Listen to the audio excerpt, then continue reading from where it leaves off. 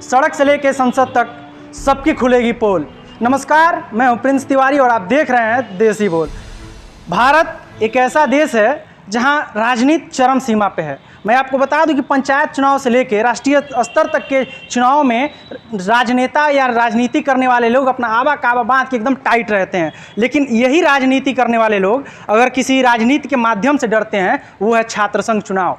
इसीलिए नेता शिक्षा को एक जुमला बना के रख दिए हैं। शिक्षा के बारे में बात तो करते हैं, शिक्षा पे अपनी बहसबाजी तो करते हैं, नए नए भाषणों में नए नए क्या कहते हैं कि ड्रामे करते हैं कि हम ये लगाएंगे, ये लड़कों को देंगे, लैपटॉप देंगे, टैबलेट देंगे, ऐसे तमाम प्रकार के प्रलोभन छात्रों को देते हैं। लेकिन जो मुख्य बिंदु है विश्वविद्यालयों और महाविद्यालयों के छात्रों के लिए, छात्र नेताओं के लिए, जो उनके हित की बात करता है, छात्र संघ चुनाव। इस छात्र संघ चुनाव पे कोई बात नहीं करता। कोई नेता किसी भी पार्टी का हो, चाहे भाजपा का हो, सपा का हो, कांग्रेस का हो, किसी भी राजनेता ने आज तक ये नहीं कहा कि मेरी सरकार आएगी तो मैं छात्र संघ चुनाव लागू करूंगा। ऐसे तमाम प्रकार के प्रलोभन भले दे दें, लेकिन छात्र संघ पे कोई नहीं बात करता। लेकिन मैं आज गोरखपुर विश्वविद्यालय में खड़ा हूँ, जिसको लोग पूर्वांचल का ऑक्सफोर्ड कहते हैं, लेकिन ये ऑक्सफोर्ड का जो उपनाम है, उपमेय ये बस नाम का रह गया है। इसमें ऑक्सफोर्ड जैसा कुछ नहीं रह गया। यहाँ छात्र, कर्मचारी, छात्र नेता, शिक्षक, कोई ऐसा वर्ग नहीं है जो परेशान ना हो। यहाँ पे एक चीज़ देखने को मिलेगी आपको, हर हफ्ते किसी न किसी प्रकार के नए नए धरना प्रदर्शन आपको देखने के मिल जाएंगे, चाहे वो शिक्षक कर रहा हो, चाहे छात्र नेता कर रहा हो, चाहे छात्र कर रहा हो। अभी हम लोग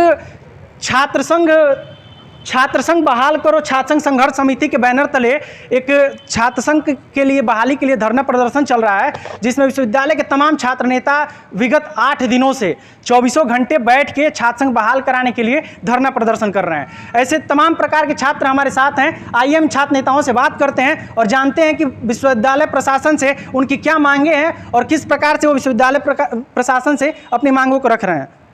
सबसे पहले तो स्वागत है आपका। बहुत बहुत धन्यवाद। मेरा नाम योगेश प्रताप सिंह है। मैं गोरखपुर विश्वविद्यालय से परास्नातक का विद्यार्थी हूँ। हम लोग यहाँ पे 10 अक्टूबर से लगातार दिनों रात अनिश्चितकालीन आंदोलन कर रहे हैं। हमारी बस एक मांग है, छात्र संघ बहाल कर दिया जाए, क्योंकि छात्र संघ जो होता है वो छात्र जीवन का रामबाण होता है। रामबाण का मतलब ये होता है कि एक ऐसी दवा हो जिससे सारे मर्ज का इलाज हो जाए। तो छात्र संघ एक ऐसा दवा है जिससे जो छात्रों के जीवन का जो भी दर्द होता है, जो भी मर्ज होता है, उसका इलाज हो जाता है। लेकिन न जाने क्या डर है शासन प्रशासन को, विश्वविद्यालय प्रशासन को, कि वो छात्र संघ का चुनाव नहीं कराना चाहती है। इस देश के अंदर आप 18 वर्ष के होते हैं तो आपको वोट देने का अधिकार मिल जाता है। एकदम। लेकिन आप पढ़े लिखे हैं, आप विश्वविद्यालय में मेरिट पे आकर के नाम लिखाए हुए, लेकिन आपको राइट नहीं है कि आप अपना प्रतिनिधि चुन सकें। लेकिन मैं आपको रोकना चाहूँगा, मैं एक प्रश्न करूँगा कि ये छात्र संघ जो होता है, चुनाव होता है, ये छात्रों के हित के लिए होता है। तो सबसे पहले मैं आपके माध्यम से विश्वविद्यालय में व्याप्त समस्याओं को जानना चाहूँगा कि कितनी, अभी कुछ समस्याएं तो आपको मुजबानी याद होंगे और शायद कुछ गिना भी सकते हैं आप, तो बताइए क्या समस्या है। देखिए, अगर बुनियादी बातें की जाएँ तो मुझे लगता है कि आप अपना वक्त बर्बाद करेंगे। बिजली, पानी, तमाम तक समस्याओं से विश्वविद्यालय आए दिन 2-4 हाथ करना पड़ता है विश्वविद्यालय प्रशासन छात्रों को। लेकिन जो असल मुद्दे थे हमारे विश्वविद्यालय के पुस्तकालयों की स्थिति क्या है, नवीन संस्करण के पुस्तक विश्वविद्यालय के अंदर कब आए थे। लगातार वादे किए जा रहे हैं कि हम डिजिटल इंडिया बना रहे हैं, लेकिन क्या विश्वविद्यालय के अंदर वाईफाई व्यवस्था सारे विद्यार्थियों को मिली? क्या जितने पुस्तकें थी सारी ऑनलाइन हमको उपलब्ध हो पाई? नहीं हो पाई। आपने कहा कि हम जो है कि क्लास में डिजिटल क्लासेस चलाएंगे। आप जाके कमरे कमरे घूम करके देखिए किन किन कक्षाओं में प्रोजेक्टर लगा हुआ है। तो तमाम ऐसी समस्याएं थी जिनको लेकर के सिर्फ और सिर्फ बंदर बांट हुआ, सबका हिस्सा बना हुआ था, कुलपति से लेकर के DSW तक, प्रॉक्टर तक। तो ये हिस्से का जो बंदर बांट हो रहा है, इसी को ख़त्म करने की ज़रूरत है, छात्र संघ को लाने की ज़रूरत है। आपके माध्यम से बता दें कि यहाँ से 100 मीटर आप जाते हैं तो एक छात्र संघ चौराहा पड़ता है। उस पूरे चौराहे का नाम उस छात्र संघ भवन के चलते पड़ा था। उस छात्र संघ भवन पे हमारी तमाम विभूतियाँ हैं जिनकी मूर्तियाँ लगी हुई हैं, लेकिन आप जाएंगे देखेंगे छात्र संघ भवन पे ताला लगा हुआ है, जर्जर पड़ी है वो बिल्डिंग। जब छात्र संघ का चुनाव होता था तो बिल्डिंग खुली रहती थी 24 घंटों विद्यार्थियों के लिए। और आज जो विद्यार्थी रिजल्ट में एंट्री लगने के बाद से बहुउद्देशीय भवन जाता है, कभी कभी ऑनलाइन सेल जाता है, कभी कुलपति जी के यहाँ जाता है, दौड़ता रहता है। कुलपति जी मिलते हैं कि नहीं किसी छात्रों से, आम छात्रों से मिलते हैं कि नहीं कुलपति जी? ये मुझे लगता है मुझसे नहीं, आप शायद रजिस्ट्रार से पूछ लीजिएगा कि आखिरी बार उनकी मुलाकात कब हुई थी। अच्छा, ये तो स्थिति है कि कुल सचिव DSW प्रॉक्टर की हैसियत नहीं है कि वो सीधे कुलपति से बात कर सकें। अगर हम बात करें कि छात्र संघ चुनाव और छात्र संघ चौराहे का नाम छात्र संघ भवन के नाम पे पड़ा था, तो आप बताना चाहेंगे कि आखिरी बार विश्वविद्यालय में संपूर्ण रूप से चुनाव कब हुआ था? देखिए 2006 में चुनाव हुआ, उसके बाद से एक लंबे अंतराल के बाद 2016 में छात्र संघ का चुनाव हुआ था। मैं सौभाग्यशाली रहा कि उस साल मैं विश्वविद्यालय का विद्यार्थी भी था, BA द्वितीय वर्ष का छात्र था, और उसके बाद से 6 साल बीतने को छात्र संघ के चुनाव नहीं हुए। लेकिन एक एक विद्यार्थी से छात्र संघ चुनाव के नाम पे पैसे लिए जाते हैं। जब चुनाव कराने की बात आती है तो कुलपति बहाना करते हैं कि शासन नहीं चाह रहा, उत्तर प्रदेश सरकार नहीं चाह रहा। मैं पूछता हूँ आपके माध्यम से कि ऐसे मामलों के मंत्रालय, संसदीय कार्य समिति जो मंत्रालय होते, कानून मंत्री जो होते हैं, उनका सुरेश खन्ना जी का विधानसभा में बयान आता है कि सरकार छात्र संघ के समर्थन में है। माननीय कैबिनेट मंत्री दयाशंकर सिंह का बयान आता है कि मैं छात्र संघ के समर्थन में हूँ। तो आखिर ये चुनाव क्यों रुक जाता है और ये शासन प्रशासन का खेल क्यों चलता है? विश्वविद्यालय प्रशासन राज्य सरकार पे खेल रही है, राज्य सरकार कर हम इसके लिए जिम्मेदार नहीं है, हमने विश्वविद्यालयों को छूट दे करके रखा है। तो आखिर ये जो मतवाला हाथी बन चुका है कुलपति, इस पर नकेल कौन लगाएगा? मुझे लगता है कहीं कि इस पर नकेल लगाने का काम सिर्फ और सिर्फ छात्र कर सकते हैं, छात्र नेता कर सकते हैं, और इसका सशक्त माध्यम होता है छात्र संघ। तो आप जैसा कि अभी आप नेताजी ने बताया कि छात्र संघ ये मतवाला हाथी हो गए हैं हमारे प्रिय कुलपति जी, ये मतवाले हाथी की तरह घूम फिर रहे हैं, कभी राज्य सरकार पे खेल रहे हैं, कभी किसी और पे खेल रहे हैं, लेकिन छात्र संघ बहाली के लिए छात्र नेताओं से मिल नहीं रहे हैं। तो मैं आपसे जानना चाहूँगा कि ये आपका ये धरना प्रदर्शन कब तक चलेगा? देखिए, पिछले 8 दिनों से लगातार धरनारत है। किसी शायर का एक शेर याद आता है, किसी शायर की गज़ल के 2 मिसरे उधार लेके कहता हूँ कि अब तो छात्र संघ के लिए जान वारा जाएगा, अब तो छात्र संघ के लिए जान वारा जाएगा, जल्द ही इस बला को टाला जाएगा, और अब वक्त है अपने हिस्से के चांद तारों को नोचने का, कब तक इन भिखमंगों के आगे अपनी झोली पसारा जाएगा। तो अब आने वाले दिनों क्या मैं कल से ही बताता हूँ। कल दिनांक 18 तारीख से हम सभी आमरण अनशन में बैठेंगे, हम सभी साथी, और अब 2-2 हाथ की लड़ाई है। यदि ये विश्वविद्यालय प्रशासन हमारे प्राणों की आहुति मांगता है छात्र संघ के लिए, तो बड़े खुशी से हम अपने प्राणों की आहुति कल से देने को तैयार हैं। और अब आने वाले समय में आप देखिएगा, आपके माध्यम से बताना चाहता हूँ उन सभी तमाम छात्र संघ से निकली विभूतियों को बताना चाहता हूँ कि कब आपके अंदर का पौरुष जागेगा, कब आपके अंदर का वो छात्र नेता जाएगा। मैं आपके पौरुष को चुनौती देता हूं। मैं किसी व्यक्ति विशेष का नाम नहीं लूँगा, जिनके राजनीतिक करियर को छात्र संघ ने सुशोभित किया है, जिनको एक पहचान दिया है, जहां से उन्होंने राजनीति के ककहरा सीखा है। उस ककहरा को बचाने के लिए आज कुछ चंद भर लोग हैं, मुट्ठी भर लोग हैं। क्या उनको शर्म नहीं आ रही है? पिछले 8 दिनों से लगातार धरने पे बैठे हुए हैं छात्र। क्या किसी पार्टी के बंधन से, दबाव में आने से क्या उनके अंदर का छात्र नेता मर गया है? तो मैं उनके पौरुष को ललकारता हूं आपके माध्यम से। यदि उनके अंदर थोड़ा सा भी पौरुष बचा है तो वो आए, और एकमात्र कुलपति के नाते पूरा का पूरा सिस्टम परेशान है। क्या आपके हाथ में इतना नहीं है कि आप इसकी समस्या का जड़ से निदान कर सकें? तो उनके पौरुष का सवाल है, देखते हैं उनका पौरुष जिंदा रहता है या हमारी मांग। एक प्रश्न है आपसे, क्या छात्र संघ से राजनीति करने वाले लोग जो अभी राजनीति को अपना अड्डा बना चुके हैं, घर बना चुके हैं, राजनीति वाले लोग इस छात्र संघ चुनाव से निकले छात्र नेताओं से डरते हैं क्या? बिल्कुल, उनको लगता है कि कोई ना कोई उनका कंपटीटर आ गया, उनका प्रतिद्वंदी आ गया, लेकिन ऐसा नहीं है मेरे भाई। एक दिन जाना सबको है। माननीय नेताजी के बाद से अगर उनके कार्यभार को कोई संभाल रहा है तो एक नेता आदरणीय अखिलेश जी संभाल रहे हैं। इस तरह की तमाम विरासत है। तो माननीय जो लोग निकले हैं, एक दिन उनको भी जाना है। तो आने वाली नस्लों को अगर नैसर्गिक उनकी प्राथमिकता उनको नहीं सिखाई जाएगी तो क्या मतलब, जिस तरह नाचने वाले सांसद बन जा रहे हैं, गाने वाले सांसद बन जा रहे हैं, जब पढ़े लिखों की जमात नहीं आएगी तो हमारे ऊपर यही ना शासन करेंगे। कोई नाचने वाला, कोई चाय बेचने वाला, तमाम लोग शासन करेंगे।